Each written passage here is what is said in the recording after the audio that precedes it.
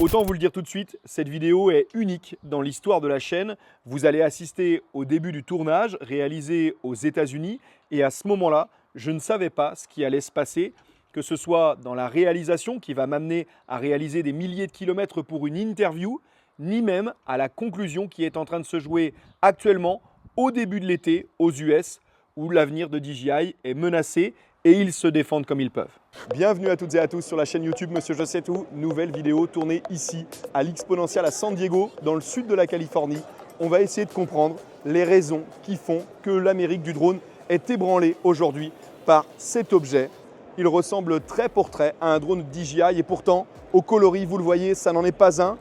Pourquoi et comment le fabricant chinois en est arrivé là? C'est ce qu'on va essayer de comprendre dans cette vidéo. Allez, c'est parti!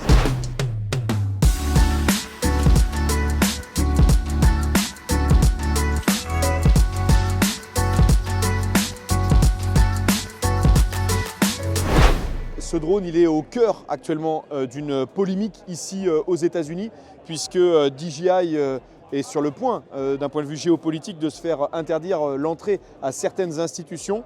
Et donc on soupçonne cette marque qui trait pour trait reprend les lignes du Mavic 3 Enterprise d'être ni plus ni moins que DJI, de cacher derrière cette référence. D'autant plus que la fabrication n'est pas chinoise d'ailleurs, mais regardez. Ça, c'est le contrôleur. Alors, je ne sais pas si on va me laisser le manipuler de longues minutes, mais en tout cas, c'est très impressionnant puisque cette radiocommande, c'est la Raptor Remote Controller.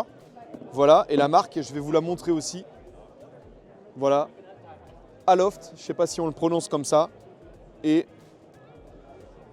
ce drone, c'est très impressionnant. On dirait presque qu'il a été peint à la bombe. Et je ne sais même pas si on peut le qualifier de copie, si vraiment c'est judicieux de le faire ainsi ou tout simplement d'avouer, de s'avouer que c'est, et on le sait tous, un drone DJI qui a juste changé de couleur pour pouvoir être autorisé à voler ici et à répondre au cahier des charges des institutions qui désormais, pour certaines d'entre elles, n'ont plus le droit d'utiliser des drones DJI. Je vous jure que j'en rajoute pas, c'est un petit peu malaisant ce qui vient de se passer parce que j'ai cru que j'étais expulsé du stand précédent où j'étais en train de vous tourner cette vidéo sur les drones que voici. Voilà. Donc l'e-drone clairement d'imitation DJI. Et donc on est venu me chercher pour me montrer qu'il y en avait aussi ici. Et donc cette fois-ci on aurait aussi, et je trouve ça vraiment dingue. Bon après tout le monde a compris le principe, je ne vais pas vous le montrer pendant 2 heures, mais voilà, ici on a cette fois-ci le Mavic 3 Thermal, voilà, qui est neuf. Je trouve ça assez intelligent de leur part. C'est une situation que, évidemment, je ne connais pas tous les tenants et les aboutissants, mais que je trouve plutôt intéressante, voilà, pour contourner la loi comme le feraient parfaitement peut-être les Américains dans l'autre sens. Donc voilà une défense de l'industrie chinoise pour pouvoir répondre aux exigences de la réglementation et des limitations, en tout cas contourner les limitations de DJI. Voilà, je me répète un peu, vous l'avez compris. Après quelques échanges avec le SEO de la marque, Randall Warnas, Enzu Robotics et ses Raptor que vous venez de voir utilisent une application réalisée par Aloft. Ce que vous ignorez, c'est que l'atmosphère au salon Exponential était très particulière. De nombreux stands étaient vacants puisque certains exposants avaient décidé de bouder le salon pour protester contre la démarche de ces organisateurs, parties prenantes et défendre DJI. J'ai décidé, en plein tournage en Californie, de prendre la direction de l'Arizona pour rencontrer l'un des acteurs majeurs du drone aux États-Unis qui se bat aux côtés de la marque chinoise. Nous allons tenter de comprendre précisément la situation, pourquoi on est en train de vivre une crise sans précédent dans l'histoire de nos activités, qui rappelle celle de Huawei vécue dans la téléphonie et qui reçoit le même écho ici en France. On va en apprendre beaucoup durant cette interview exceptionnelle.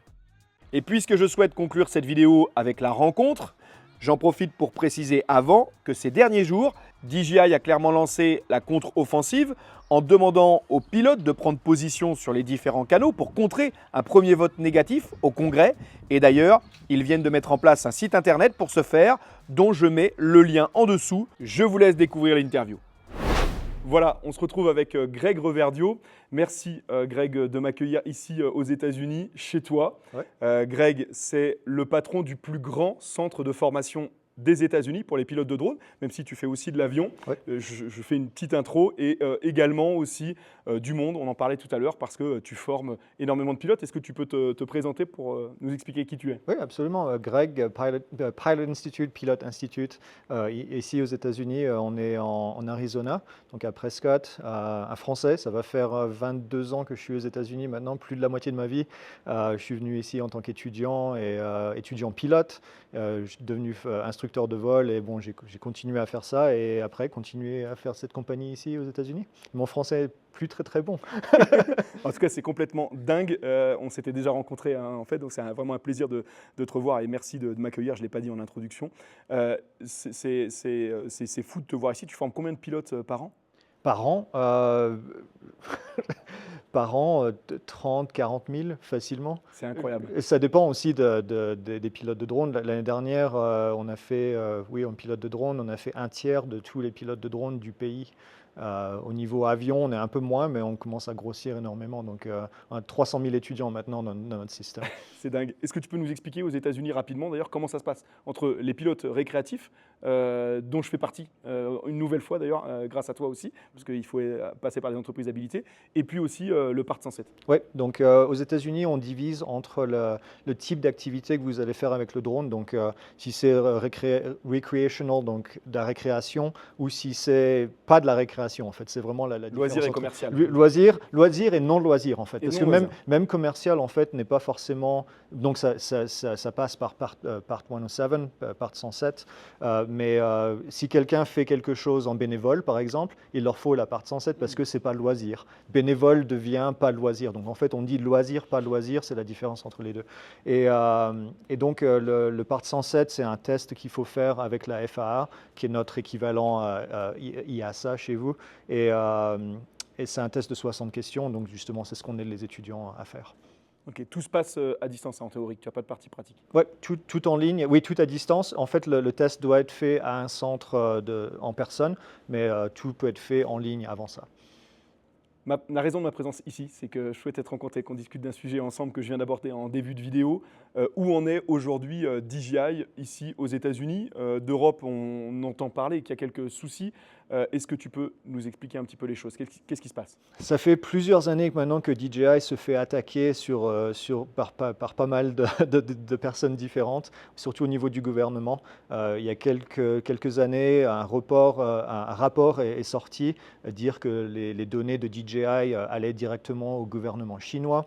Ce qui a créé beaucoup d'interdictions de drones DJI, pas au niveau commercial, pas au niveau particulier, mais au niveau ce qu'on appelle first responders, les pompiers, les policiers et les choses comme ça. Donc en fait, ils n'ont pas le droit d'acheter des drones chinois avec de l'argent qui vient du gouvernement américain. Et donc, en général, c'est comme ça qu'ils sont sponsorisés, c'est comme ça qu'ils ont leur argent. Donc maintenant, il y a certains États qui passent des lois. Donc aux États-Unis, les États peuvent passer des lois par-dessus, indépendamment de l'État de la nation. Donc c'est différent de la France, je sais, à ce niveau-là, mais il y a 7 États maintenant qui ont des interdictions pour leurs first responders, où ils ne peuvent pas acheter des drones DJI. Très clairement, ça veut dire que ces services-là ne peuvent pas répondre à des appels d'offres. En tout cas, les entreprises ne peuvent pas répondre à des appels d'offres et leur vendre des drones DJI. Oui, exactement. Et donc, ça les pousse à acheter des drones américains, ce qui est dans la régulation, donc ce qui est dans les interdictions. Et 2 compagnies aux États-Unis, Skydio et Brink, qui fabriquent donc des drones qui sont presque comme un DJI, mais pas vraiment en fait. Alors, DJI a trouvé, je ne sais pas si je peux dire que DJI a trouvé une solution, ou en tout cas, un Américain que tu connais bien, a trouvé une solution que je viens de présenter, comme je disais juste avant, puisqu'on est quelques jours après le salon de San Diego en Californie où j'étais.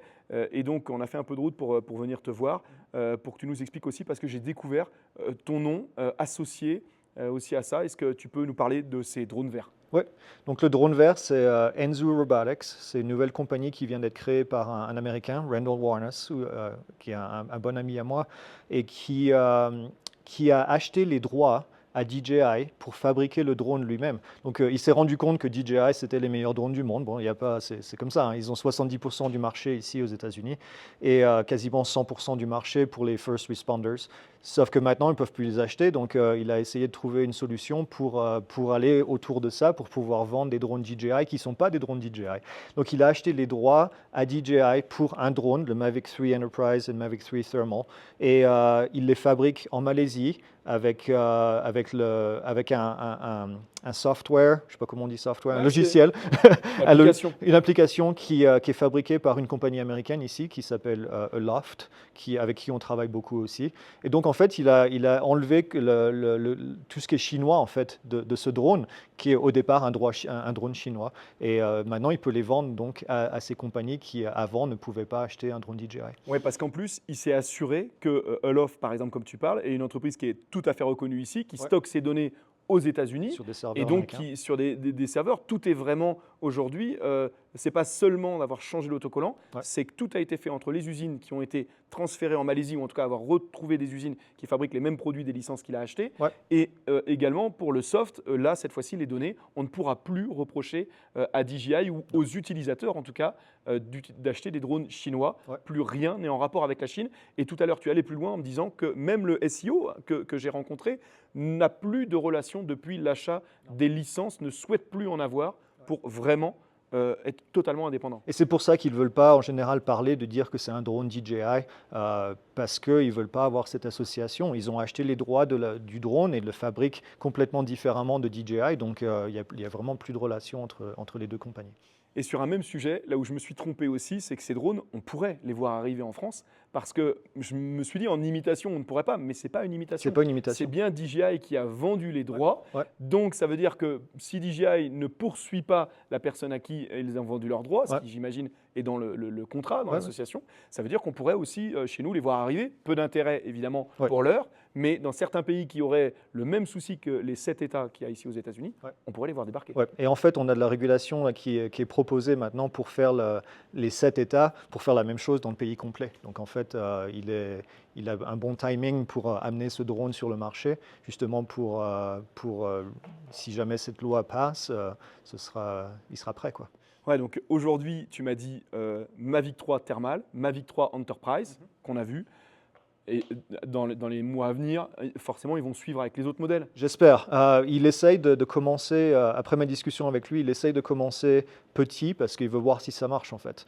Il veut aussi voir la réaction de ceux qui créent les lois pour voir s'ils essayent de l'enlever. Parce qu'en fait, aux États-Unis, on a ce truc qui s'appelle lobbying, où tu peux payer quelqu'un pour aller parler à des hommes politiques pour créer des lois, ce qui, je crois, est illégal. Non. Ça, tu vois, c'est une idée reçue. Il faut savoir que le lobby existe en fait au Parlement européen. Il y a des lobbyistes qui rentrent et je peux te dire, je suis bien placé pour avoir évidemment fait un petit peu avoir bossé. Bon voilà, même si j'ai pas l'habitude de le dire sur la chaîne, mais à l'Assemblée nationale.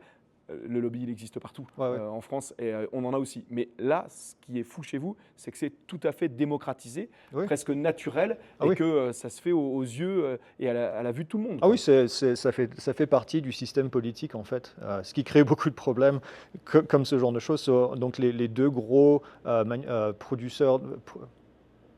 Manufacture. Les deux gros qui fabriquent des drones ici américains dépensent beaucoup d'argent, des centaines de milliers de dollars par an pour justement pousser ces lois et interdire DJI pour qu'ils puissent en fait avoir de la compétition, ne pas avoir de compétition. Pour conclure, un autre sujet qu'on pourrait aborder rapidement, pour toi justement ici aux États-Unis, quel est le constructeur qui est le plus en vogue? C'est quoi? Derrière DJI, c'est Skydio, c'est... je t'ai fait parler tout à l'heure pourquoi l'absence d'Hotel Robotics à San Diego? Parce qu'ils sont chinois. Donc, C'était pourtant le naming, le branding était américain non, au départ. Ils ont essayé, ils essayent de faire des choses maintenant où ils fabriquent les drones à Hong Kong et au lieu de les fabriquer en Chine. Ils ont aussi réduit énormément le nombre de drones qu'ils fabriquent, le nombre de drones qu'ils vendent. Mais AUVSI, donc ça c'est la compagnie, enfin l'association qui met en place le show où tu étais à San Diego. ils ont des lois internes où ils ont pas le droit de faire du business avec DJI et avec des compagnies chinoises. Donc c'est la raison pour laquelle DJI, tu ne les vois pas là-bas, sauf que tu les vois quand même parce qu'ils sont là-bas avec des revendeurs de drones qui viennent avec eux et qui même amènent des employés DJI là-bas. Donc DJI n'a pas le droit d'être là-bas, mais ils sont là-bas quand même. Ouais, tu les fais sortir par la porte, ils re-rentrent par la fenêtre. Et de toute Exactement. façon, comme tu l'as dit, aujourd'hui, c'est l'une des marques, enfin, c'est la marque mondialement connue. Et voilà. Ouais. Rapidement aussi, donc si on a envie de venir aux États-Unis, on peut se former en utilisant ton site, Ouais. donc, puisque c'est obligatoire aux États-Unis, même pour la partie loisirs. Ouais. Et puis, si on veut continuer aussi, le Part 107 pour devenir pilote, pourquoi pas aux États-Unis, même si finalement ça aurait peu d'intérêt, je m'en suis personnellement rendu compte, puisque pour venir travailler ici aux États-Unis ou faire quelque chose, il faut un visa, même quand on est français et qu'on vient quelques jours. Oui et non. Il y a moyen de venir en tant que Français pour faire des vidéos comme toi tu fais par exemple sans avoir un visa de travail. Si tu viens travailler pour une compagnie américaine, c'est différent. Donc venir aux États-Unis en tant que pour faire un contrat ou pour faire quelque chose, c'est OK. Après, de rester longtemps, c'est ça en fait où ils ont des problèmes. Mais il y a beaucoup de gens qui viennent ici légalement qui peuvent faire ça. Après, il y a un peu plus de paperasse à faire à ce niveau-là. Donc si par exemple tu as un contrat ici avec une compagnie pour faire des inspections de leur ligne électrique, il va falloir faire de la paperasse avec la FAA qui sera différente de la paperasse normale. Pour le loisir, très facile, il y a un test à faire qui est gratuit, que nous on fait sur notre site, qu'on offre sur notre site, lequel tu as fait. Et après, c'est tout en fait. Après, respecter les lois qui sont très proches de ce que vous avez, 400 pieds en altitude et ne pas voler, 120 mètres je crois, ne pas voler au niveau des aéroports, trucs comme ça, avant et avoir une autorisation pour le faire, ne pas voler au-dessus des gens, ne pas voler au-dessus des voitures et après c'est relativement facile. Il y a une différence qui est impressionnante, c'est cette application que vous avez qui vous permet, maintenant il y en a plusieurs, tu me le disais, qui vous permettent donc de regarder en quelques secondes et elle est officielle l'endroit où vous vous trouvez pour savoir si vous pouvez voler, donc si la zone est claire à chaque fois, ou si elle est contrôlée. Et si elle est contrôlée, on peut même en tant que pilote récréatif, quand ça, donc à des fins uniquement récréatives comme tu le disais tout à l'heure, signaler sa présence pour avoir le droit à un niveau de vol, un level défini, d'avoir le droit de voler quelques minutes. Ça, c'est sympa aussi. Et ça m'a permis très souvent de réaliser ici des plans que jamais j'aurais pu en France sans être pilote officiel. Ouais, en fait, ils ont découpé le niveau airspace. L'espace aérien. L'espace aérien. Ils ont découpé l'espace aérien en blocs qui font 1 mile par 1 mile. Et il y a une altitude pour chacun de ces blocs. Donc tu peux voir, voilà, là je suis dans un bloc de 200 pieds, je peux voler jusqu'à 200 pieds. Il faut juste que j'aille dans l'application et appuyer et puis dire, voilà, je vais voler là à 200 pieds pour les 2 prochaines heures. Et c'est tout en fait. Donc c'est vrai que c'est relativement simple. Bon. Je vous invite vous aussi à venir ici aux États-Unis pour découvrir des paysages magnifiques qui t'entourent d'ailleurs là, parce qu'on était à Sedona ce matin au lever du soleil, c'était complètement dingue. Voilà, même si finalement je me suis rendu compte rapidement qu'avec le drone, c'est pas des distances d'1 kilomètre qu'il faut en fait. C'est pour ça il faut des distances de 10 km, parce que vous croyez en fait que le monument ou l'édifice qui est juste là est à proximité. En fait, il est à 10 km, il est énorme. Voilà, merci beaucoup Greg de nous avoir accueillis. Merci pour toutes ces explications et à bientôt. Voilà, ça c'est l'heure de nous quitter, donc je vais peut-être faire une petite sortie ici comme à mes habitudes. On m'a toujours dit que si un jour on voulait se revoir, il fallait avant tout se quitter. Il est temps maintenant, puissions-nous nous retrouver. À très vite. Ciao.